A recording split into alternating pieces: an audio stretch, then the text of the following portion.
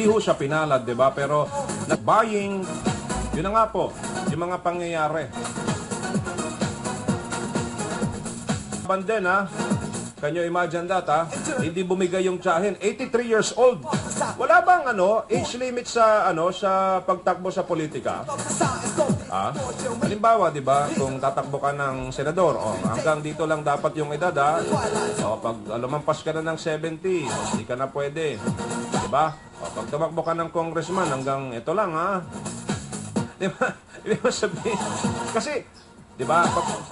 Paano pa makakatrabaho kung ang edad mo nasa nasa sabihin na natin mga 80? Anong sa inyo?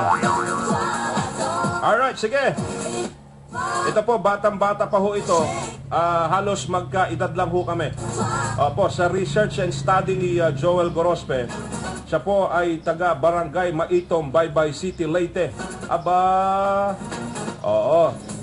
Siya po ay nag-aral sa De La Salle University, Taft Avenue, Manila, at may degree ng Business Management, kung saan siya ay graduate ng may kulay with flying colors. Yun.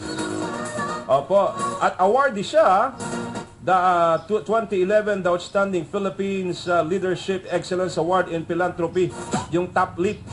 Oo. Usapin nga natin ito. Narito na po si Madam Marilu Malot Veloso Galinzoga. Good morning. Good morning, Joel. Ayun, salamat to at pinagbigyan ho ninyo yung aking tawag ngayong umaga.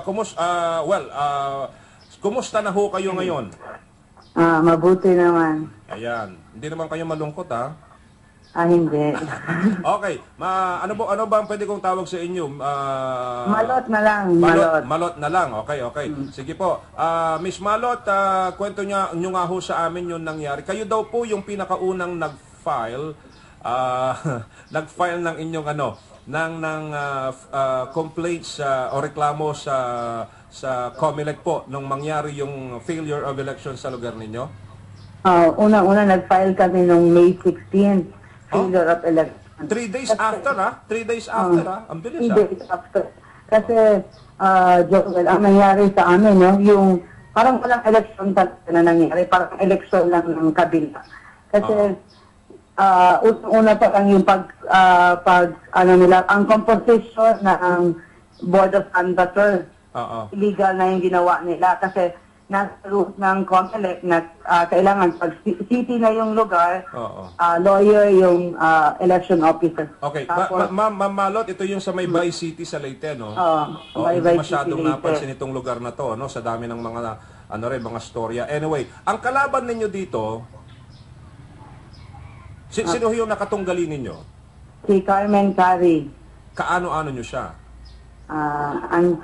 Auntie nyo siya, no? Malayo na siguro. Talaga. Parang baluarte talaga. So, parang ang layo ng edad ninyo sa ni-research ko.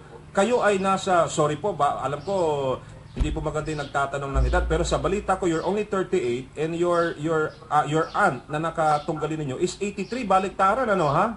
37 pa lang. I'm sorry. Sorry. Sabi ko na kasi itong si Randy Mariscotes, eh.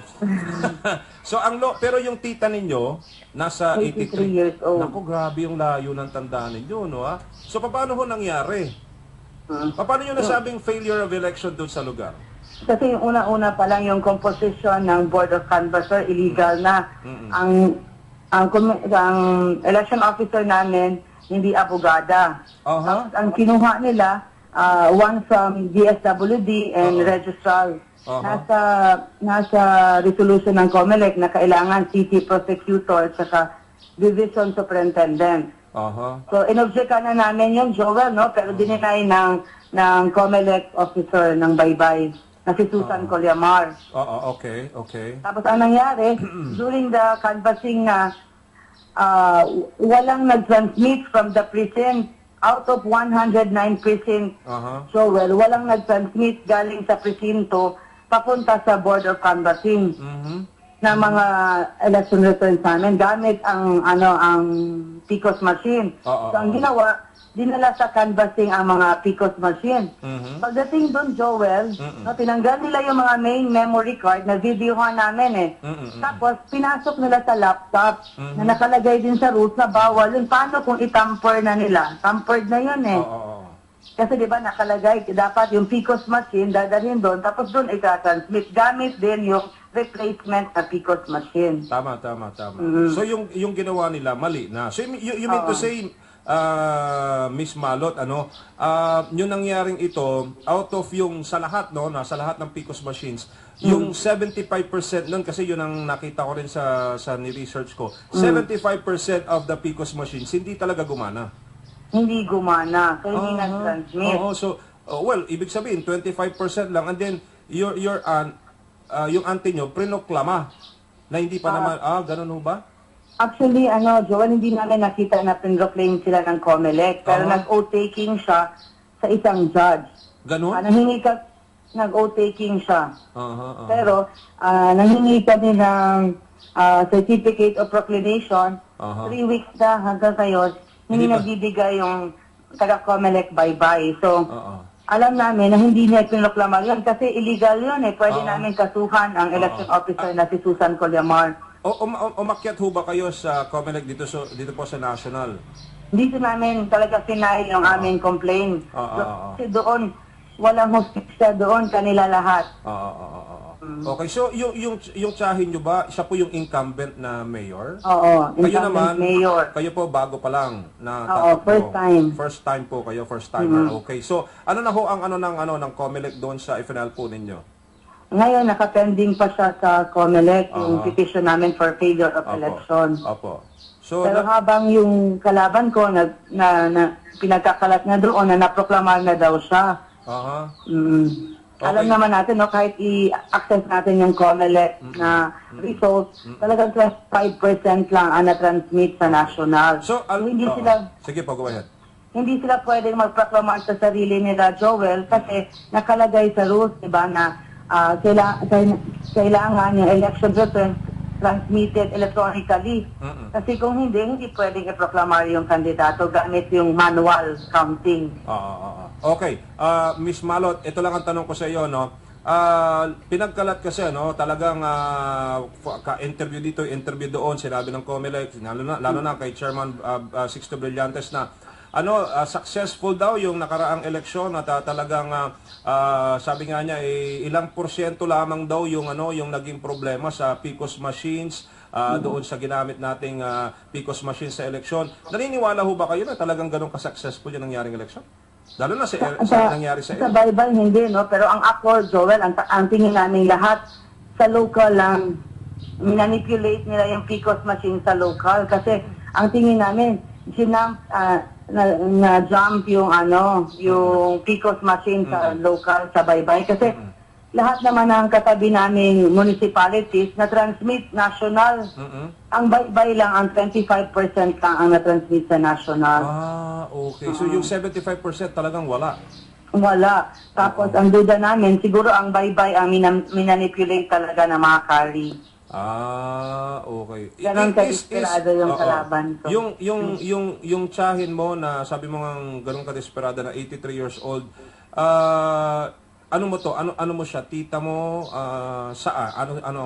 Sa mami mo o sa daddy mo? Sa mother side. Sa mother side. Pero hindi kayo close? O close naman kayo? Hindi naman siguro.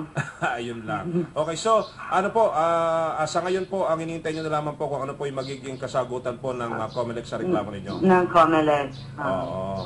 Ayun isa po sa pinakabatang tumakbo sa politika, at your age, 37, At your age, 37. Ano nagtulak sa'yo? O sige nga, kasi bata ka pa naman, 37 years old ka pa lang, di ba? Alam mo, pag bata minsan kasi mas gusto yung happy-happy, yung nasa labas lang, yung pag nagna-nightlife ba, parang ganun. Ano nag-push sa iyo para tumakbo sa politika? Alam mo namang magulo ang politika. Kasi nakita ko na talagang yung mga baybayano, kailangan nila ng isang opposition. Kasi for the last 20 years, talagang walang kalaban yung kalaban ko. So, ang baybay talaga, opposition, Joel, kaya nga last September 16, nag-walk for change kami. Nalagay sa TV Patrol yung nag-ala blue. EDSA daw ang bye-bye dahil sa 28,000 to 35,000 ang estimate nila na naglakad para sa change sa bye-bye. Ayun. Okay, so Miss Balot, good luck sa iyo sa pinaglalaban ninyo, and yun na nga po, no? Sinabi ko lang na talaga kayo nga yung kauna-unahang nag-file ng official, formal complaint na nag-file sa COMELEC regarding failure of election. Anyway, thank you very much for your time, Miss Balot. Maraming salamat, Joel. Okay, thank you. Sa uulitin po, we might call you again sa soon. Thank you, Joel. Thank you. That's Miss Marilu Veloso Galinzoga. Thank you. Ayan, napakabata, no, at the age of 37. Oo, di ba? At ang kinalaban niya, 83 years old, grabe, Yun po yung mga balitang hindi natin napansin, di ba, sa dami ng storya about election. At yun pala isa yun sa pinakamatindi. Imagine mo, 75% walang gumana. At pinagyayabang nga ng na, hindi, konti lang, di ba, ilang porsyento lamang. Di ba? May mga ganun na pangyayari. At imagine mo, magtsahin 83, 37, aba! Veterana versus yung bata-bata pa. Alas 7:23 ng umaga. Yan po ang ating Philippine Standard Time.